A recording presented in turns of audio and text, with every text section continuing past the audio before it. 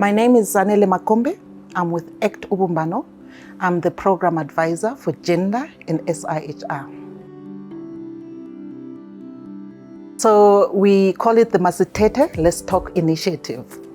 This is a program that drew in different faith organizations together, faith institutions and also congregations themselves to come together where we want to discuss and explore ways of working between faith leaders and young people.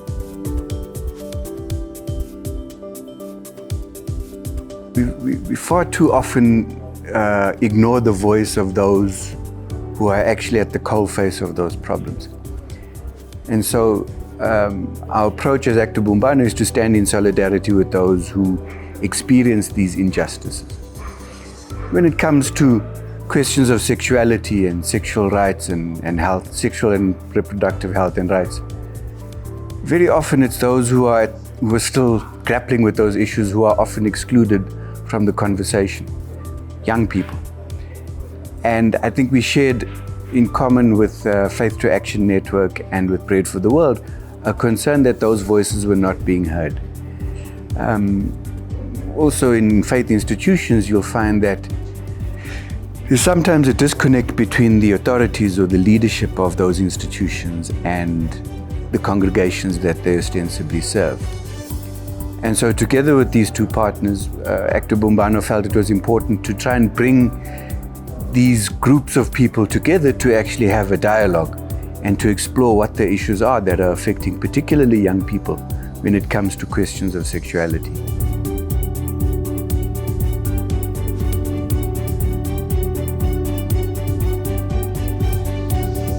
We recognized that faith institutions and faith leaders struggle to have conversations around sexuality and intimacy. And while they were able to have conversations on wider SRHR issues, when it came to issues such as gender-based violence, menstrual health hygiene, teenage pregnancies and family planning, we noticed that they were shying away from having this kind of conversations. And so we came together and we thought of why don't we have a youth-led, interfaith-led conversation where we'd bring youth leaders and faith leaders to the table to discuss the issues that were affecting the youth in their communities and to reach a consensus of, okay, as the faith community, what is our role and what can we do to address these issues?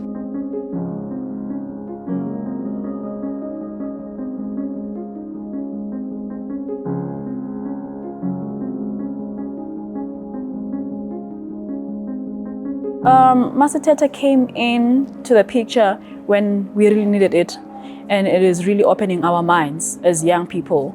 I think for the longest time ever, we've been silenced by culture, by the mere fact that we feel like there are things that we can't really discuss. But at this day and age, we are affected by a whole lot of things, and we really feel like we want to utter these things out, but we're told, hey, keep quiet, you can't say these things. So when Masithethe came into the picture, that's when we realized that, oh, actually, we go through so much as the youth, actually as people in general, because this is not just the youth now, it's also the old people, whereby they want to be involved, but they don't know how to be involved. So Masithethe came into the picture, and it is really working out for us. We come from a background whereby we've been raised, if I can say, in a bottle, whereby you are told you have to be in here, you have to stay here, you can't go there, you can't go there. So now it is really opening minds, it is really opening opportunities for young people, because we have the issue of depression. People don't know that they're depressed. We have the issue of abuse. People don't know that they're being abused. So it has really come into open minds. It has really come into sensitize a whole lot of things, whereby now we can open up to, should I call it, sensitive matters.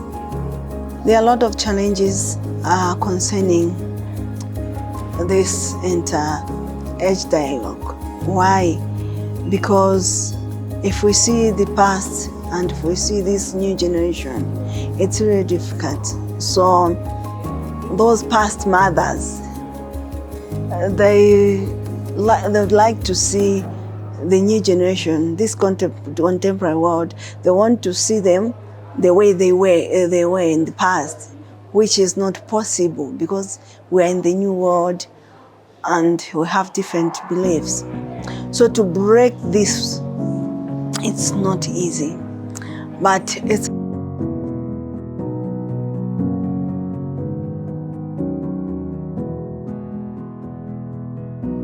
sitting with amongst the youth leaders in this meeting was quite insightful, and there's a lot of similarities that we feel like our voices need to be heard. We are not running away from church anymore. We're saying, listen, we need this space. We believe that we should take our space amongst you, not in front, not at the back, but alongside you. And when we can have these discussions, we can improve ourselves as a community by a good amount. So the takeaway was that basically we want to be heard, we want to talk with you and try to have good conversations to be productive in community and then follow through with action. We can't just talk about it, we need to do it. So that was the main thing that stood out for us. Generally, I think one of my point where I've been actually thinking about is the issue of safe spaces. Because our project is more about creating safe spaces. And in one of our conversations was, what is a safe space? And how do we define and what makes that space to be safe? Because in our journey, we have seen how facilitators, even leaders, they have a mouth and a foot syndrome, where in spaces we speak about gender-based violence, we are against gender-based violence, but immediately when we are outside those spaces, we're actually perpetrators.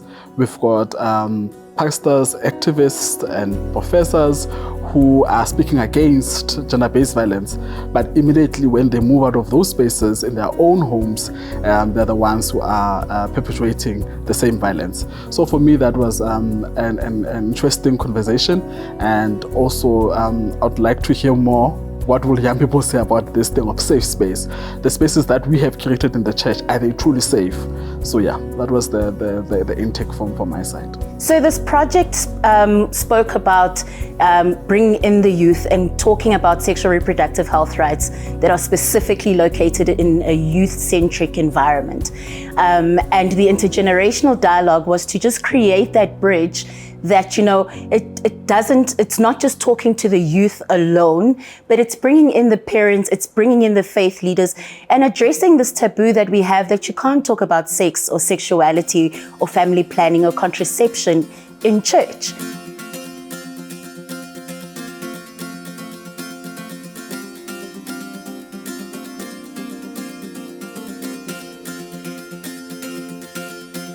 The first achievement that needs to be celebrated is breaking the silence around issues of human sexuality within our faith communities, because as faith communities, there was a silence around these issues. And what happened is that people used to live a false life, if I may call it that way. But these dialogues have opened spaces for young people to come out to say, this is who I am, and this is how I feel. Then as a faith community, we are able then to come up with programs and integrate this program of SRHR into our programs, because we need to save these young people. So the past 2 days, we have been engaging on intergenerational dialogues with a special focus on sexual reproductive health and rights. We engage in depth about teenage pregnancy, gender-based violence, mental health, and how does it affect both young people and the wider society, and how collaboratively as interfaith communities we can respond to these social ills. Looking into the future, I think we would like to see no one being left behind, be it age-wise or religion-wise. If people come together as one, because we are all people, humanity bringing us together before we are divided by religions. So I wish to see a world whereby we don't look at each other with the denominations, races, and religions, but we look at each other as humans so that we come together to solve social issues.